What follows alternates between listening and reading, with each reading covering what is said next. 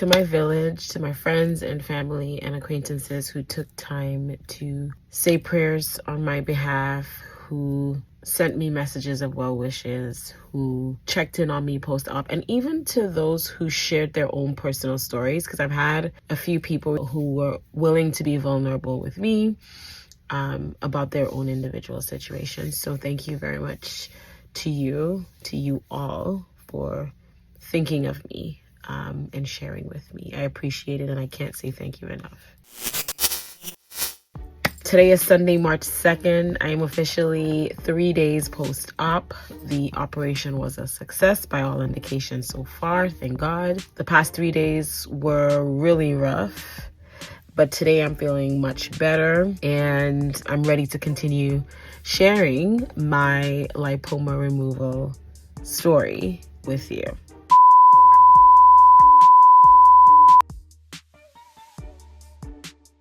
The operation took place at my doctor's office on Thursday as planned. My appointment was scheduled for 9:45 and I was supposed to be in there for 1 hour. So I should have been out by 10:45, 11 at the latest. Of course, that was not the case. The procedure itself started around 10:30 with an RN registered nurse joining my doctor. And I thought of a million ways the surgery could go wrong. I could rattle off a list of fears that I had going into the surgery, but new fear unlocked. Nothing could have prepared me for the sound of the doctor's gloves on my hair, the sound of the scalpel cutting through my skin and tissue, and the feeling of my skin and tissue tugging during the procedure. I felt nauseated a little bit, and luckily for me, my doctor offered to play music, which helped me feel a little more at ease. But listen, it was gross. During the procedure, the doctor did have to give me extra lidocaine. As I shared in my previous video, my lipoma had been in for about 10 years, which meant that it was firmly planted in there, gave it enough time to root itself pretty tight in my scalp. And so separating the sides of the lipoma from my tissue was easy, but it was pretty tightly tethered underneath. So the procedure took a lot longer than planned. By extension, my scalp was open a lot longer than planned. But thankfully, at about 11:35, the lipoma was out and I was all stitched up by about 11:55.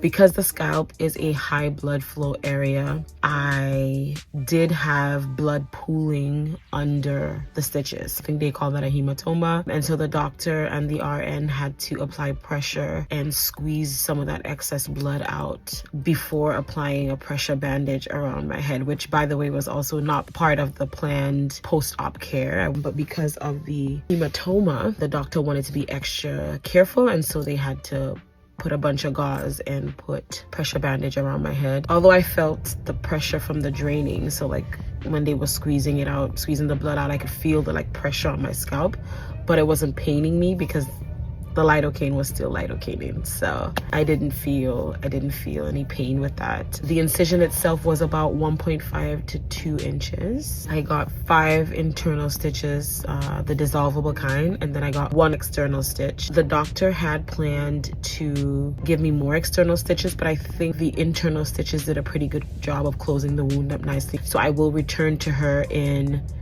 10 days-ish to get that external stitch removed. The lipoma itself, once extracted, was placed in a vial and sent off for a confirmatory biopsy, which will tell us what kind of lipoma it is, rather than if it's a lipoma. At this point, we're 99% sure that it's a lipoma. The results of that biopsy will be back in about 3 to 4 weeks.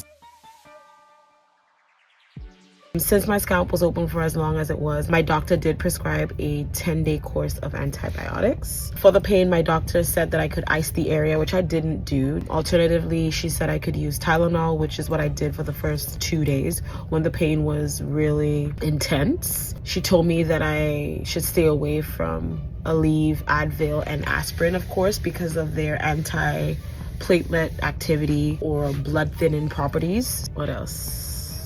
After the operation, my doctor asked me to come back on the Friday for a follow-up visit, which is also something else that was not part of the original post-op care plan for this procedure.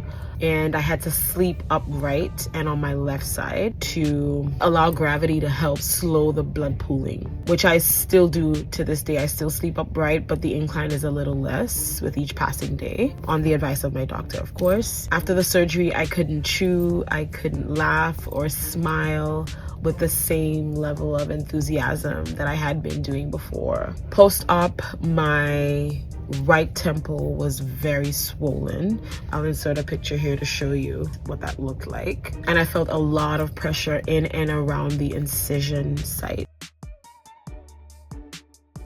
Fast forward to Friday, I had to take that day off because I was not feeling my best. In fact, the swelling on the right side of my temple had increased, and like the entire right side of my face hair was super swollen. And so when I went to see my doctor that Friday afternoon, she removed the pressure bandage that I had been wearing at the time. And she said the swelling was not a cause for concern. It is to be expected at this stage of the healing process. What she was a bit concerned about was the pooling. Although it wasn't massive, there was still blood that needed to be squeezed out. And so she had to do that manually. It was very painful because she couldn't administer more lidocaine. It was like just manually squeezing the wound area to like get the blood out, and that hurt a lot. I was in so much pain that I cried. After she squeezed out the blood, she then reapplied fresh pressure bandage, which is what I'm wearing right now. The night before my Friday visit, I also had a messy tummy and an abnormal bowel movement, which I explained to the doctor, and she shared that likely is because I did not have anything to eat with my last dosage of antibiotics the night before. So she advised that I should eat with that 4th dose. Also at that Friday appointment, my doctor asked me to come in again on Monday, which is tomorrow, for a follow-up to see how the pooling is, and likely if the pooling is down, which is what we expected to be at this point, then she's going to remove this pressure bandage. Then I can be free from all this pressure pain. So I'm looking forward to that tomorrow. By Saturday, which was yesterday, I was in much better shape. I was eating and laughing and sleeping much better. The pain had subsided substantially. The swelling had gone down. It still is down right now. The pain is also still down.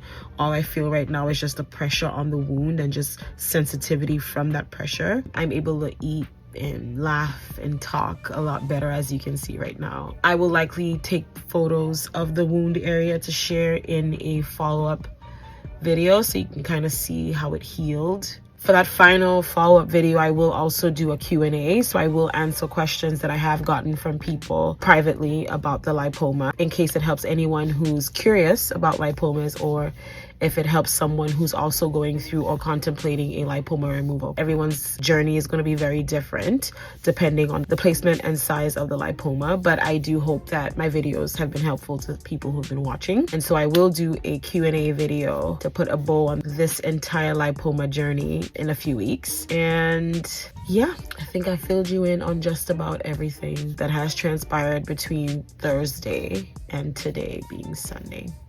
Again, thanks for watching, and I'll catch you in my next video. Bye.